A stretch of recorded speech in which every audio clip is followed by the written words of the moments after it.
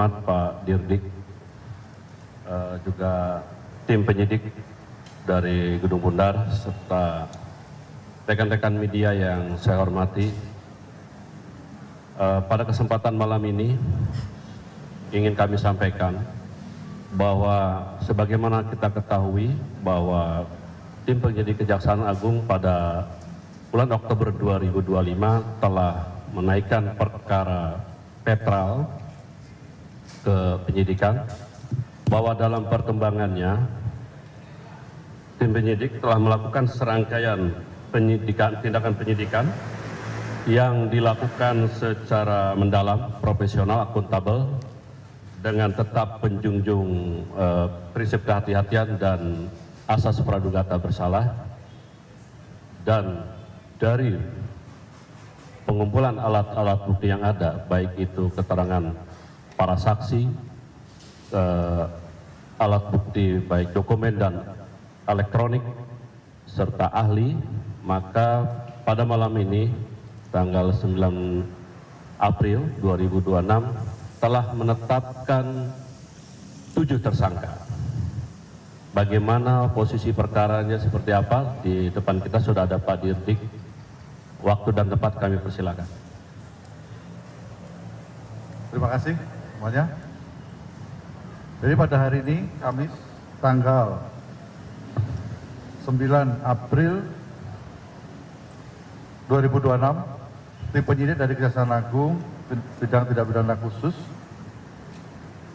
telah menetapkan 7 orang tersangka dalam perkara dugaan pengadaan minyak mentah dan produk kilang pada Petral tahun 2008 sampai dengan tahun 2015.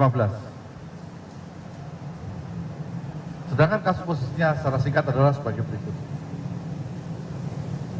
Bahwa pada periode 2008 sampai dengan tahun 2015 itu terdapat pengadaan minyak mentah dan produk kilang. Dan tim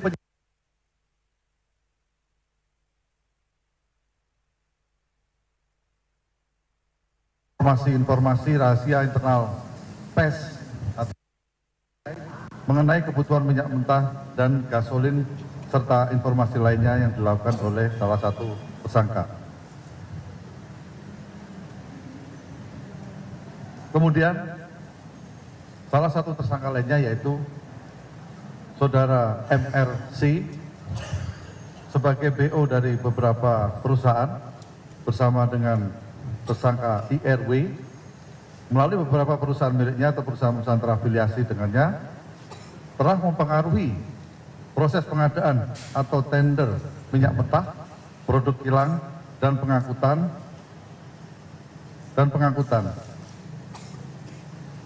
Jadi pada intinya, saudara IRW melakukan komunikasi dengan pejabat pengadaan, baik di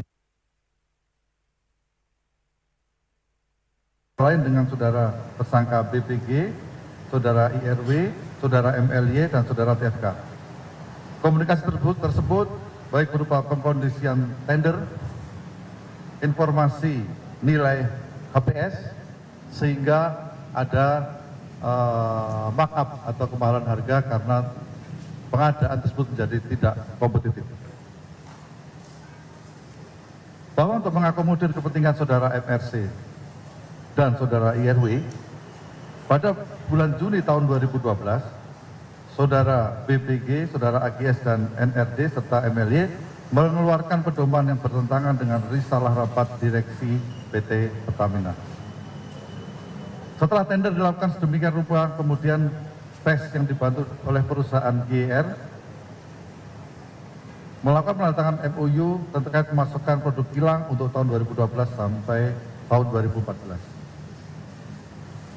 Proses tender atau pengadaan minyak mentah dan produk kilang tersebut menyebabkan rantai pasokan yang lebih panjang dan harga yang lebih tinggi, terutama untuk produk gasolin 88 atau kita kenal dengan premium 88 dan gasolin 92, sehingga menimbulkan kerugian bagi PT Pertamina. bahwa dalam perkara ini tim penyidik telah menetapkan 7 orang tersangka sebagai berikut. Yang pertama, saudara BBG, menjabat selaku manajer niaga Direktorat Pemasaran dan Niaga di PT Pertamina. Kemudian saudara AGS yang menjabat selaku Head of Trading Pertamina Energy Services atau PES tahun 2012 sampai 2014. Saudara MLY menjabat selaku Senior Trader Petral tahun 2009 sampai tahun 2015.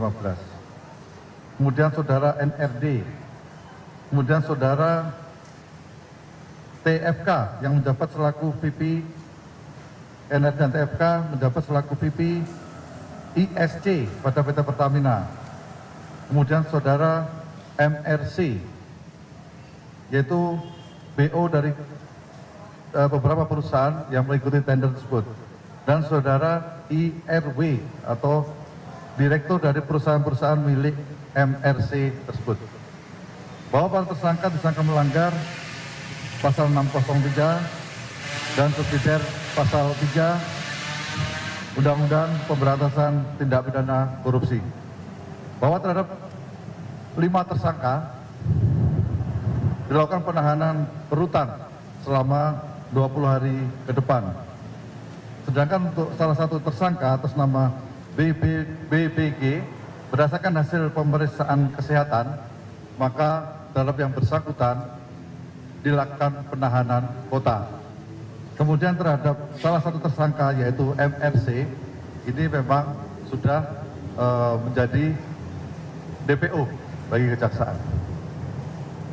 Sedangkan untuk besarnya kerugian keuangan negara, saat ini sedang kami lakukan perhitungan bersama dengan rekan BPKP.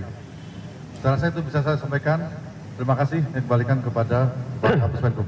Baik, dan perlu kami tegaskan bahwa entitas Petral ini sekitar bulan Mei 2015 telah dibubarkan, sehingga peristiwa yang menjadi objek proses hukum ini tidak terkait dengan korporasi yang saat ini. Dan pada saat penetapan tersangka, dari 7 tersangka semua sudah tidak menjabat dalam korporasi saat ini. Silakan apabila ada pertanyaan, kami persilakan waktu. Rekan-rekan media silakan.